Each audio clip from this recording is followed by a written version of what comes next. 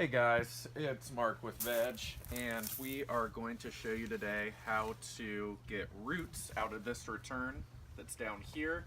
You can see there's a couple 90-degree bends when the plant is this big. So you can see that this squash has been growing for quite a long time, and they have really robust, like big root systems. I'm actually pulling on it, so it goes from here all the way down here into the reservoir.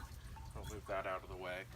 So here are a couple tips on what to do and how to get those roots out.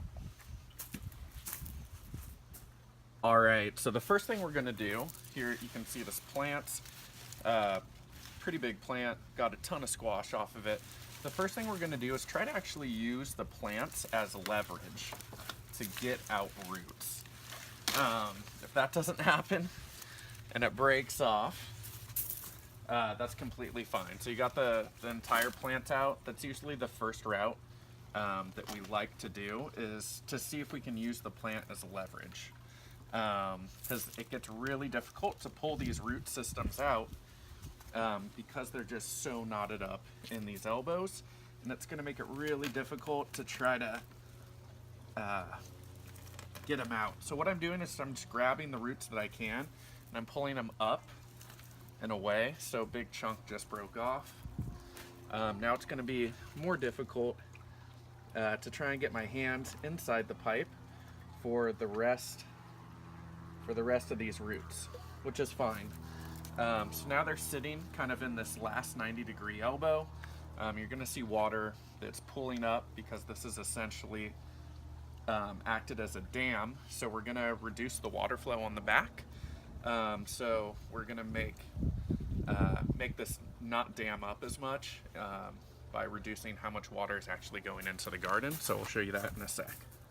Alright, so we're on the back side of the garden and we're looking at this valve right here. So this determines how much water is coming from the pump into the garden.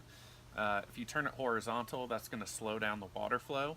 If you have it straight up and down, that's full water is going into the garden.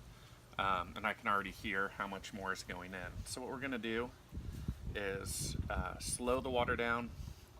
It's almost like at 90 degrees right now. Going to look up into the top.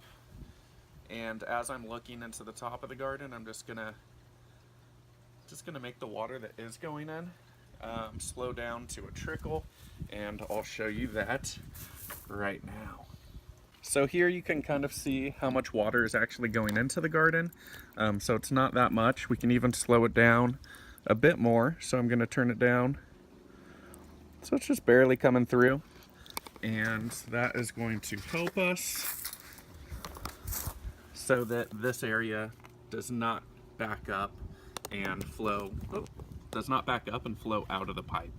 Because again, we have roots that are inside, and you can kind of get a look at those, and those are going to be blocking water, but hopefully not too much.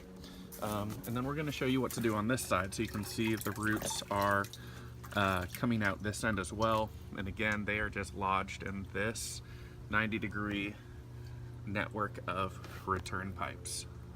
Alright, so we're going to try and do the same thing that we did up here. Now that the roots are kind of in this system, or in this network, we're going to try and pull out and see if we can use the roots as leverage on sliding any of this out.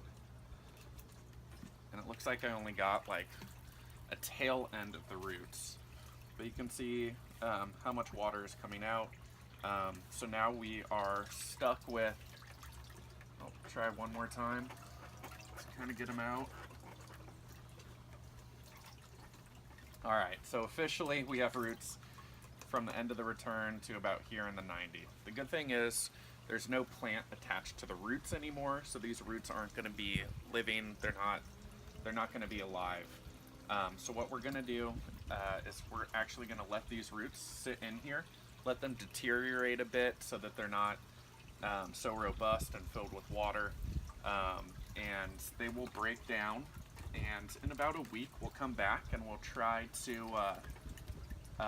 the two same techniques in terms of getting them out, but in the meantime we've reduced the water flow so that this isn't damming up and you still have a spot for another plant.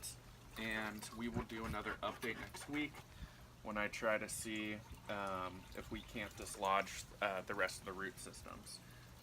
Needless to say, you don't want to plant huge plants at the very last spot on your garden, just because they will grow into this root system and you're going to have to deal with this. So we always recommend some smaller plants on, these last 2 holes of your garden. If you guys have any questions or come up with a better way of removing these roots, let us know. We'd love to share it with everybody else. Thanks, guys.